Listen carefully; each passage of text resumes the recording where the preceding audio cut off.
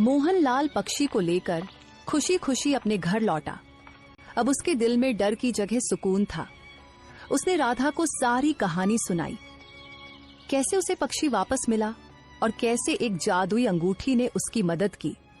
राधा हैरान भी थी और खुश भी कि उसका पति सही सलामत वापस आ गया। क्या तुम वाकई भविष्य बता सकते हो? हाँ, तुम्हारे भाग्य में बहुत धन लिखा है, तुम बहुत अमीर बनोगे। तो फिर देर किस बात की? ढेर सारा सोना मेरे सामने प्रकट कर दो। अचानक आकाश से रंग बिरंगी किरणें जमीन पर उतरने लगीं, जो बहुत सारे मदराओं के ढेर की तरह चमक रही थीं। रोशनी की चमक में मदराओं का वह ढेर जादुई खजाने जैसा दिख रहा था।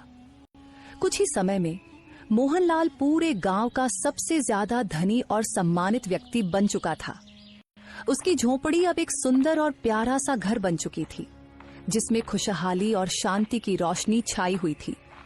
एक दिन वह जादुई पक्षी उड़ता हुआ आ गया और मोहनलाल के कान में धीरे से कुछ कहने लगा। क्या कहा? राजा भीरू किशुनगर की सीमा में अपनी पूरी फौज के साथ घुस आया है। अब समय आ गया है जमींदार को सबक सिखाने का।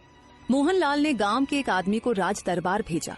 जाओ, राजा विक्रम से कहो कि रामपुर गांव का सबसे अमीर व्यक्ति ने उन्हें निमंत्रण दिया है और ये सारे सोने के पात्र भी तोहफे में दिए हैं। सेवक राजा विक्रम के दरबार में पहुंचा और सोने के पात्रों से भरी थाली उनके सामने रख दी। रामपुर गांव के सबसे धनवान व्यक्ति मोहनलाल ने आपको और मंत्री जी को आमंत्रित किया है। इतने सारे पात्र, हमने भी कभी इतनी बड़ी भीड़ नहीं देखी। महाराज, अब तो जाकर देखना ही पड़ेगा कि आखिर ये कौन है। राजा विक्रम मंत्री जगन्नाथ को साथ लेकर मोहनलाल के आलीशान घर पहुंच गया। उसकी आंखें हैरानी से चौड़ी हो गईं। मोहनलाल कुछ ही देर बाद अपनी पत्नी राधा के साथ वहां पहुंचा। अरे, तुम तो वही किसान हो जो कुछ समय पहले मेरे पास न्याय मांगने आए थे। और उस समय आपने मुझे न्याय नहीं दिया था, मुझे सब कुछ याद है। लेकिन यह कैसे संभव हुआ? रातों रात तुम्हारे पास इतना धन कहां से आ गया? क्षमा कीजिए महाराज, यह मैं आपको चाहकर भी नहीं बता सकता। हमें यहाँ फिर बुलाया क्यों गया है?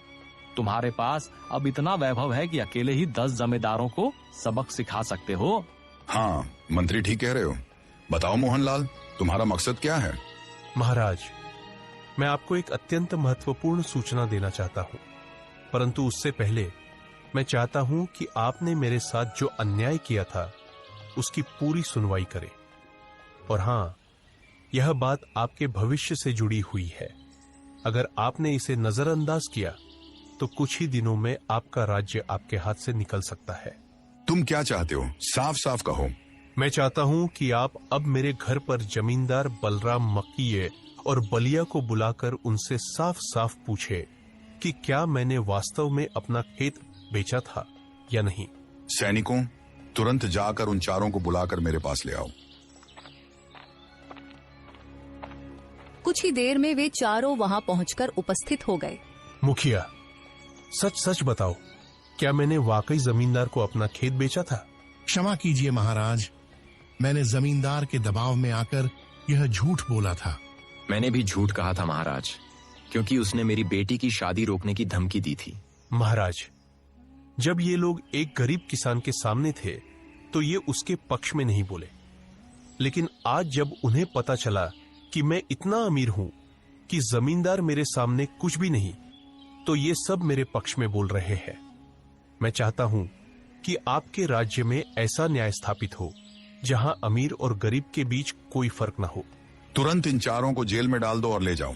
मुझे माफ कर दीजिए। मुझे माफ कर दीजिए। मोहनलाल, मोहनलाल। हाँ, ठीक है, मैंने तुम्हें माफ कर दिया है, लेकिन मेरा खेत मुझे वापस लेना होगा। वह मेरे पूर्वजों की निशानी है और इसे कोई छीन नहीं सकता। हाँ ठीक है, मैं देने के लिए तैयार हूँ।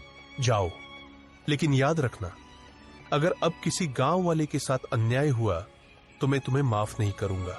जमींदार बलराम सिर झुकाए चले गए और मुखिया और भलिया भी शर्मिंदगी के साथ लौट गए। महाराज, विशालगढ़ राज्य की सेना आपकी सीमा में प्रवेश कर चुकी है और सभी जानते हैं कि उनकी सेना आपकी सेना से 10 गुना बड़ी है।